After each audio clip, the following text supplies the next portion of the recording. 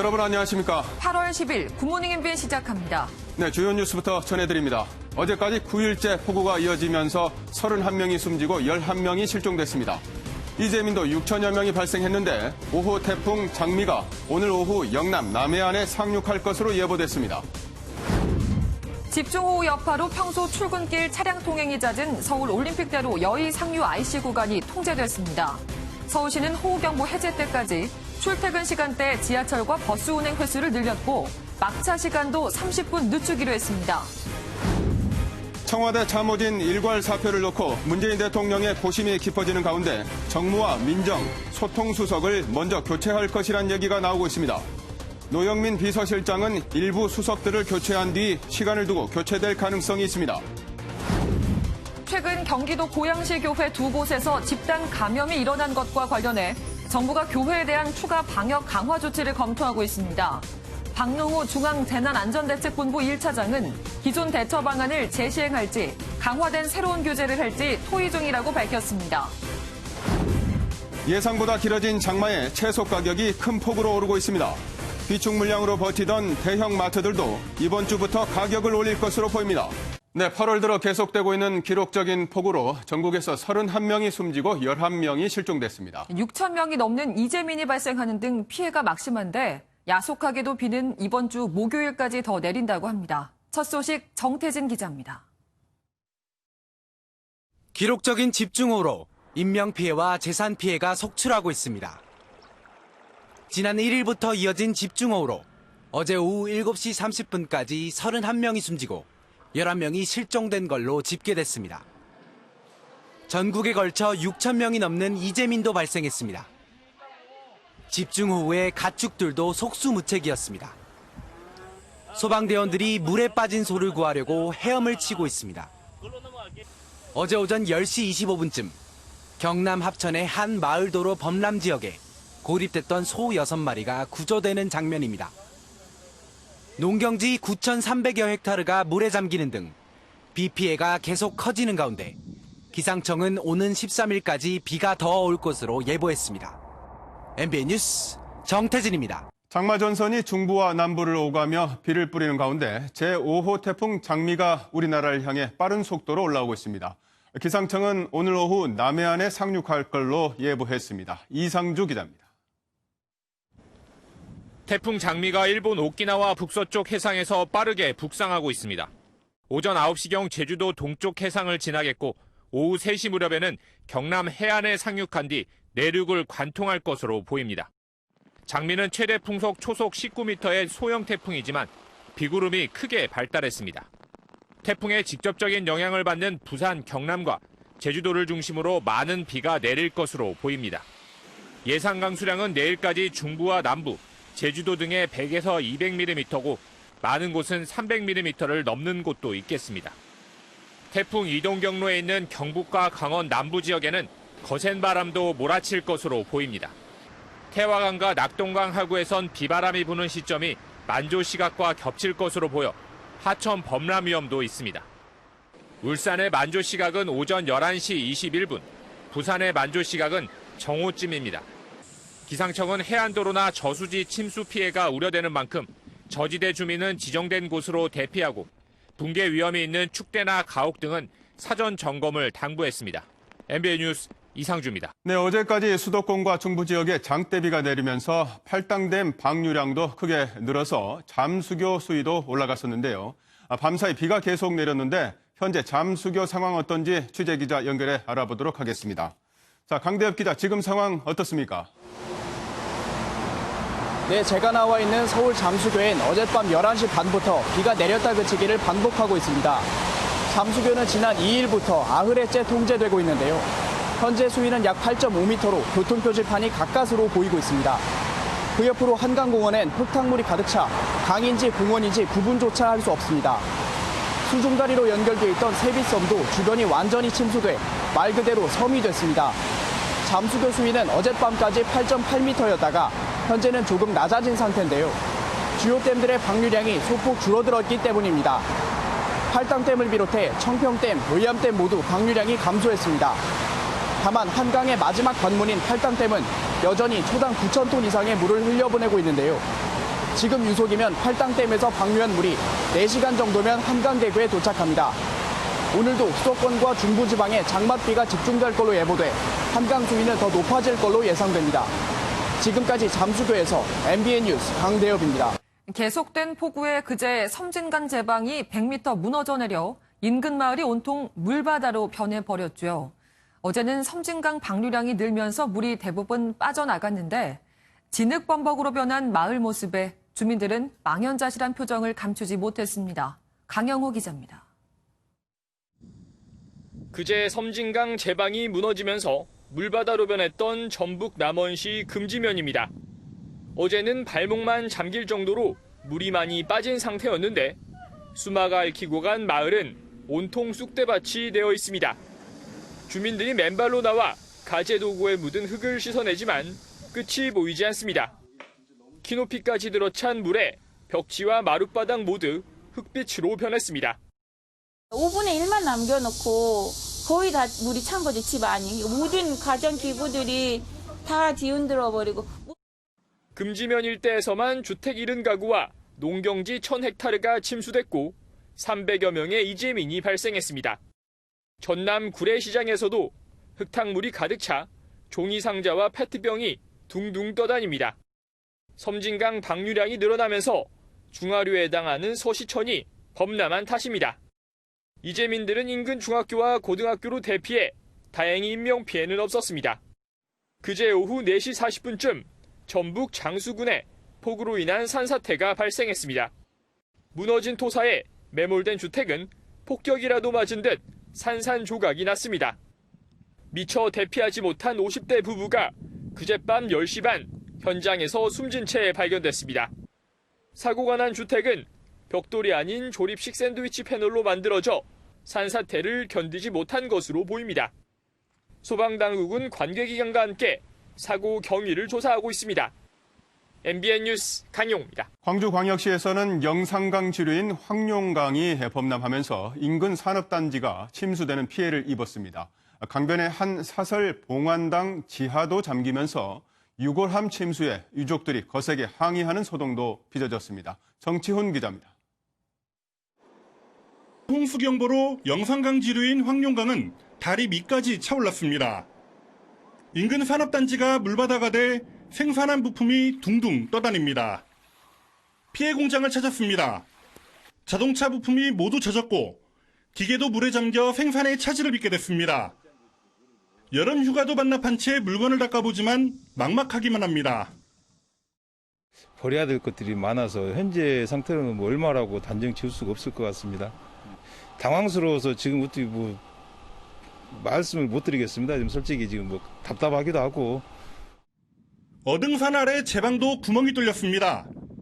가둬둔 물이 쏟아지면서 공장이 침수되고 농경지에 흙더미가 쌓였습니다. 흙으로 지어진 제방인데 기록적인 폭우에 힘없이 무너졌습니다. 만약 비가 더 내린다면 추가 피해도 우려됩니다. 영산강의 또 다른 지류인 극락강변에 있는 한 사설 봉안당에 시민들이 몰려들었습니다.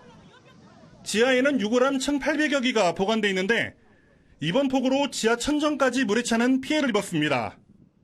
유족들은 업체가 아무런 대응도 하지 않고 밤늦게 문자만 보냈다며 분통을 터뜨렸습니다. 날 낳으신 어머님, 아버님이 오시는 곳인데 영리만해서 이렇게 관리한다는 것은 진짜 억장이 무너지는. 소방대와 군인까지 동원돼 지하층 물을 빼고 있는데 유족들은 배수를 마치는 대로 유골함 상태를 확인할 예정입니다. 이번 폭우로 광주에서도 1명이 숨지고 이재민 400여 명이 발생했으며 도로 280여 곳이 침수돼 차량 300대가 물에 잠겼습니다. MBN 뉴스 정춘입니다. 강원도 춘천 의암댐 전복 사고 실종자 3명을 찾기 위한 수색이 재개됐지만 기상 악화로 난항을 겪고 있습니다. 이런 가운데 선박 전복 사고에 발단이 된 인공수초섬 고정 작업의 지시자가 누구냐를 놓고 논란이 일고 있습니다. 김도형 기자입니다. 교각 위에서 소방대원들이 흙탕물로 변한 북한강 위를 살핍니다. 3명이 숨지고 3명이 실종된 강원 춘천 의암호 선박 전복 사고가 닷새째에 접어들었지만 아직까지 실종자는 찾지 못했습니다. 제 뒤로 보이는 북한강은 빗물이 늘어나 유속이 빨라지면서 수색보트도 쉽게 띄우지 못하는 상황입니다. 춘천을 비롯한 중부지방에 호우경보가 내려지면서 드론과 헬기를 동원한 항공수색도 차질을 빚었습니다. 도보 정밀 수색을 해야 되는데 자전거 길이나 도보 순찰로도 현재 물에 좀 잠겨 있는 상황이어서 실종자 가족들은 의암호 선박 전복 사고에 발단이 된 의암호 수초섬 결박 작업의 지시자를 밝혀달라고 요구했습니다. 어떻게 그렇게 물이 많이 방류가 돼갖고 그런 곳으로다가 사람을 사지로다 내모는 사람들이 그게 인간이에요, 사람이에요. 그냥 시에서는 잘못이 없다. 그러면 그건 누가 지시하는 겁니까? 수색당국은 오늘 오전 6시부터 다시 수색을 재개했습니다. MBN 뉴스 김도형입니다. 네, 노영민 대통령 비서실장과 수석 5명이 사의를 표명한 지 오늘로 나흘째가 됐습니다. 정치부 신동규 기자와 청와대 분위기 그리고 후임 비서실장과 수석들은 누가 될지 이야기 나눠보도록 하겠습니다. 어서 오십시오. 네, 일단 그 청와대 분위기가 어떤지 좀 궁금하고 문 대통령도 고심이 많이 깊을 것 같은데 어떻습니까? 네, 청와대는 일요일 오후에 참모들이 참석하는 현안 관련 회의를 하는데요. 어제죠. 노영민 실장이 출근해서 정상적으로 주재했다고 합니다. 문재인 대통령은 주말에 공식 일정을 소화하지 않았습니다. 사의를 표명한 6명과 사전 조율이 없었기 때문에 문 대통령이 상황을 정리하고 고심할 시간이 필요했기 때문으로 보입니다. 문 대통령은 오늘 오후 2시쯤 청와대 수석 보좌관 회의를 주재하는데 여기서 관련 언급을 내놓을지가 주목받고 있습니다. 네, 역시 가장 큰 관심은 노영민 비서실장인데 요즘 최근에 부동산 여론이 너무 안 좋아서 결국 사표를 수리하느냐 마느냐 이런 관심이 가장 큽니다. 네, 노영민 실장이 유임하는 경우를 가정한 비판이 벌써부터 나오고 있습니다. 동반 사퇴하기로 해놓고 본인만 몸을 사리는 이른바 꼬리 자르기가 될 수 있다는 내용인데요. 이 때문에 수리는 시간 문제란 시각도 있습니다. 문 대통령 측근들도 최근 문 대통령에게 직간접적으로 비서실장 교체 의견을 전달한 걸로 알려졌습니다.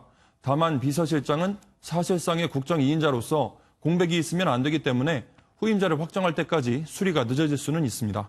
네, 1명의 비서실장과 5명의 수석. 결국 선별 수리 쪽으로 좀 무게가 쏠리고 있는데 선별 수리를 하게 된다면 그 순서는 어떻게 될까요? 네, 청와대 재직 시기를 보시면 노영민 실장과 강기적, 윤도한 수석은 지난해 1월부터, 김혜숙 수석은 지난해 5월, 김조원, 김거성 수석이 지난해 7월부터입니다. 전부 1년을 넘었기 때문에 교체할 시기는 됐다는 평가가 나옵니다. 이 가운데 후임 물색 작업을 시작했던 정무와 국민소통, 민정수석을 먼저 바꾸고 그다음 시민사회, 인사수석을 교체하는 안이 유력한 걸로 전해졌습니다. 수석 교체가 끝나면 노 실장 차례인데요. 청와대 국정상황실장 출신인 윤건영 의원은 MBN과 통화해서 3기 청와대 비서진이 꾸려질 때도 됐다. 비서실장은 수석 교체까지 마무리한 뒤 바뀌는 게 순서로 보인다고 밝혔습니다. 네, 만약에 비서실장이 바뀌게 된다면 이번 정부 마지막 비서실장이 될 텐데 문 대통령이 마지막 비서실장 출신이었죠? 네, 문 대통령이 말씀하신 대로 노무현 전 대통령의 마지막 비서실장이었습니다. 정치권에서는 마지막 비서실장은 스타일이 정해져 있다는 말이 있습니다.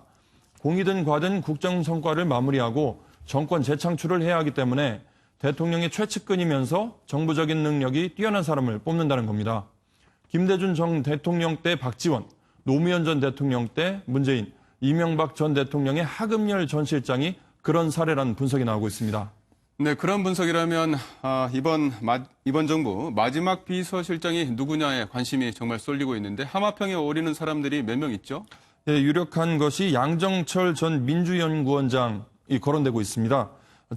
참여정부 때 홍보기획비서관을 한 문 대통령의 최측근이자 뛰어난 정무 감각을 갖춘 인물로 알려져 있는데요. 문제는 회 전문 인사로 비판을 받아온 문 대통령이 양 전 원장을 선임하기에는 부담스러울 수 있다는 점입니다. 또 다른 후보로는 우윤근 전 주 러시아 대사, 유은혜 사회부총리 겸 교육부 장관, 최재성 전 민주당 의원 등이 있습니다. 후보군 가운데 한 명과 통화를 했더니 요 며칠간 청와대에서 연락받은 바는 없다. 후보군의 이름이 나오는 것 자체는 큰 의미는 두지 않는다면서 조심스러운 반응을 보였습니다. 네, 여러 가지 해석들이 좀 나오고 있는데 이번 동반 사표에 대해서 야당의 분위기가 심상치 않습니다. 그리고 여당 내에서도 분위기가 좀 심상치 않죠? 예, 미래통합당 소속 김근식 경남대 교수는 난파선 탈출과 조기 레임덕 느낌이 든다라고 밝혔고 홍준표 의원은 정권의 붕괴 순간이 더 빨리 오는 것 같다고 비판했습니다. 여당에서도 청와대가 다주택자 한물을 빨리 정리했어야 하는데 때가 늦은 것 아니냐는 비판이 나왔습니다. 설상가상으로 더불어민주당의 호남 지역 합동연설회는 집중호우로 연기돼서 여당 전당대회 흥행에 빨간불이 들어온 상태입니다. 네, 오늘 문재인 대통령이 어떤 결론을 내릴지 지켜봐야 되겠습니다. 여기까지 듣겠습니다. 신동규 기자였습니다. 수도권 내 교회 소모임발 집단 감염 여파로 코로나19 지역 발생 신규 확진자가 연이틀 30명을 기록했습니다. 일본에선 변종 코로나19 바이러스가 도쿄를 중심으로 확산하고 있습니다. 김종민 기자입니다. 어제 0시 기준으로 코로나19 신규 확진자가 36명 나왔습니다. 그제 43명보다 줄었지만 지역 발생은 30명으로 갔습니다. 수도권을 중심으로 교회 소모임에서 감염자가 계속 나오는 탓입니다. 서울의 한 선교회 소모임은 누적 확진자가 5명으로 늘었고 경기 고양시 내 교회 2곳과 관련해서는 감염자가 모두 44명입니다. 고양시 내 교회발 집단 감염은 어린이집과 다단계 판매업체를 비롯해 지역사회 감염으로 이어지고 있습니다. 방역당국은 해당 교회들이 예배 뒤 단체 식사를 하면서 대화를 했거나 환기시설이 없는 지하 1층이어서 감염에 취약했다고 지적했습니다. 이에 따라 교회 소모임 등을 금지하는 방안을 다시 시행할지 더 강화한 규제를 적용할지 검토 중입니다. 교회에서 과거와 같은 유형의 집단 감염이 또다시 발생한 것에 대해 매우 우려하고 있습니다. 일본에서 발견한 코로나19 바이러스 변종은 새로운 위협 요인입니다. 일본 국립감염증연구소는 올해 6월 중순 도쿄를 중심으로 유행한 코로나19 바이러스의 유전자 배열이 새로운 타입이라고 발표했습니다. 일본의 하루 확진자는 6일 연속으로 1,000명을 웃돌아 누적 확진자는 4만 6천 명을 넘었습니다. MBN 뉴스 김종민입니다. 6천여 명의 사상자가 발생한 레바논 폭발 참사의 후폭풍이 거셉니다. 정부의 무능과 부정부패에 대한 시민들의 분노가 유혈 시위로 번진 가운데 공보장관이 정부 고위직 중 처음으로 사임했습니다. 보도에 장명훈 기자입니다. 수십 명의 시민들이 의회 건물을 향해 연신 돌을 던집니다. 경찰은 고무탄과 체류가스를 발사하며 강경 대응합니다.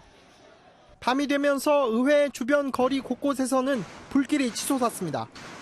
158명의 생명을 앗아간 초대형 폭발 참사에 레바논 시민들의 분노가 커지고 있습니다. 시위대들은 정치권의 무능과 부정부패가 이번 폭발 참사의 원인이라고 주장했습니다. 참사 당일부터 계속된 반정부 시위에 지금까지 경찰과 시위대 측에서 각각 1명이 숨졌고 최소 230명이 다쳤다고 외신들은 전했습니다. 하산 디아브 레바논 총리가 조기 총선을 제안했지만 민심을 달래기에는 역부족이었습니다. 급기야 정부 고위직 인사 중 처음으로 공보장관이 사임했습니다. باستقالتي من الحكومة متمنية لوطننا الحبيب لبنان استعادة عافيته في أسرع وقت ممكن وسلوك طريق الوحدة والاستقرار والازدهار. 계속되는 반정부 시위에 정부 고위 인사의 줄 사임까지 예상되면서 레바논 내 혼란은 당분간 이어질 것으로 보입니다. MBN 뉴스 장명훈입니다. 그림 같은 풍경으로 신혼여행지로 유명한 아프리카 섬나라 모리셔스 앞바다가 기름 범벅이 됐습니다. 일본 선박이 좌초하면서 안에 있던 연료 탱크가 파손돼 기름이 흘러나온 겁니다. 신재호 기자입니다. 에메랄드빛 바다가 누군가 먹물을 뿌려놓은 것처럼 시커멓게 변했습니다. 기름은 파도를 따라 밀려오고 기름밭이 돼버린 해변은 마치 갯벌처럼 보입니다. 지난달 말 일본인 소유의 화물선 와카시오가 모리셔스에서 좌초된 뒤 지난 6일부터 수톤의 기름이 유출되기 시작했습니다. 사고 선박 연료 탱크엔 약 3,800톤의 중유가 실렸는데 그중 1,180톤이 들어있는 탱크가 파손된 겁니다. 大変なご迷惑とご心配をおかけしておりますことを心より深くお詫び申し上げます。 관광 산업에 크게 의존하고 있는 모리셔스는 코로나19에 이어 이번 기름 유출 사고로 더 큰 타격이 불가피할 것으로 보입니다. 교도통신은 이번 사고가 모리셔스의 희귀생물 생태계에도 영향을 미칠 것으로 우려한다고 보도했습니다. 모리셔스 정부는 지난 7일부터 환경 비상사태를 선포한 상황입니다. The whole island has been taken by shock with this spillage. The whole island, and people for all sectors, civil society, NGOs, service clubs, university students, the private sector. 일본 정부는 전문가 팀을 급파해 유출 현황을 파악하고 모리셔스 정부의 방제 작업에 대해 조언할 것으로 알려졌습니다. MBN 뉴스 신재호입니다. 주말에 내린 집중호우로 출근길 교통에 비상이 걸렸습니다. 서울 주요 도로 일부 구간이 여전히 통제되고 있고 통제가 풀린 곳에서도 일부 정체를 빚고 있는데요. 현장에 취재 기자 나가 있습니다. 임성재 기자, 자세한 상황 전해주시죠. 여의 상류 IC 부근에 나와 있습니다. 제 뒤로 보이는 것처럼 차량이 전면 통제되고 있는데요. 오전비가 소강 상태를 보이면서 서울 주요 도로에서 차량 통행이 가능해진 곳이 많습니다. 하지만 일부 구간에선 여전히 차량 통제가 진행되고 있습니다.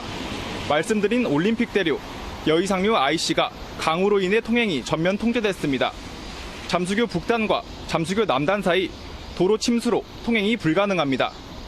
1시간 전쯤까진 노들로 양방향 전 구간에 통행이 통제됐다가 풀렸습니다. 오늘 상황에 따라 추가 통제 구간이 생길 수 있는 만큼 운전자 분들께선 주의하셔야겠습니다. 월요일 출근길인 만큼 서울 곳곳 도로에선 다소 정체되는 구간이 나타나고 있는데요. 서울 시내 일부 구간과 강변북로 서울 방향 역시 차량 정체를 보이고 있습니다. 서울시는 오늘 아침 출근 집중 배차 시간을 30분 연장해 지하철과 버스를 증편 운행할 예정입니다. 경찰도 교통 혼잡에 대비해 교통경찰 1,200명을 통제 지점과 주요 교차로 등에 배치한다는 계획입니다. 지금까지 여의 상류 IC 부근에서 MBN 뉴스 임성재입니다. 요즘 비 소식이 잦은 건 우리나라뿐만이 아닌데요. 중국에서도 폭우로 인한 피해가 났습니다. 650년 된 명나라 성벽까지 무너졌다는데 그 모습을 화면으로 함께 보시죠. 중국 시안에 있는 한 고대 성벽. 가장 보존 상태가 좋다고 알려진 시안 성벽인데요. 그런데 점차 한쪽으로 기울기 시작하더니 무너져버리고 맙니다. 현장은 그야말로 아수라장이 됐는데요. 근처 지나던 자동차들을 덮쳐버렸고 이 사고로 행인 4명이 다쳤다고 합니다. 멀쩡하던 성벽이 갑자기 무너진 건 며칠간 계속됐던 폭우 때문이라는데요. 성벽이 무너지긴 했지만 다행히 전체적인 유적은 양호하게 보존됐다고 하네요.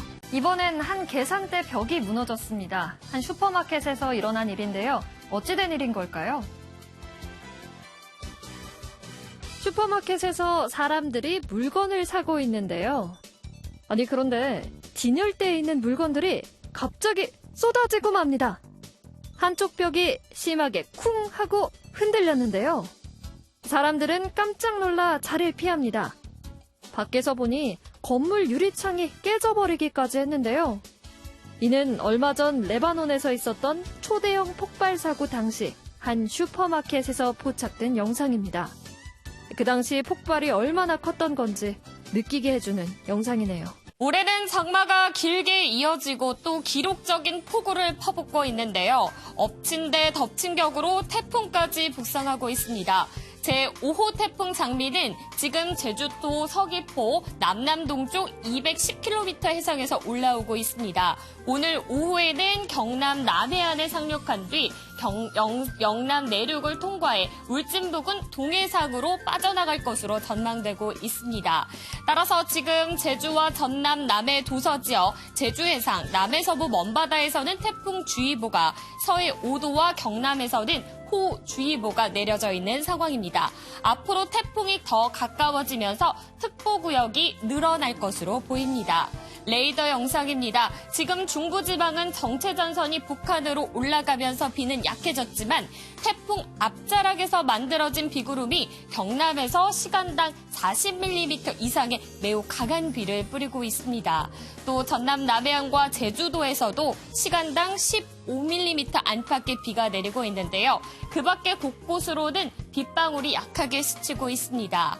예상되는 비의 양을 살펴보도록 하겠습니다. 중부지방의 비는 오전에 오락가락하겠지만 태풍의 영향을 받는 남부와 제주에서는 많은 비가 쏟아질 것으로 보입니다. 충청과 전북, 지리산 부근, 남해안, 제주 산지와 남부에서는 250mm 이상, 그 밖에 남부지방은 50에서 150mm, 강원 남부로도 120mm 이상의 많은 비가 쏟아지겠습니다. 그 밖에 서울과 수도권, 강원 북부로는 30에서 80mm가 되겠습니다. 특히 태풍의 길목이 드는 경남 해안에서는 최대 20m의 돌풍이 몰아치겠습니다. 그 밖에 충청과 남부, 강원 남부로도 10에서 16m, 그 외 지역은 9에서 14m의 바람이 불 것으로 보이는데요. 피해 없도록 주의를 기울여야겠습니다. 오늘 낮 기온은 폭염주의보가 발효 중인 제주도는 32도까지 오르겠고요. 서울은 30도, 청주와 대전도 30도, 대구 31도, 창원과 부산은 28도까지 오르겠습니다. 내일은 북상했던 장마전선이 다시 남하하면서 비를 뿌릴 것으로 보입니다. 날씨였습니다.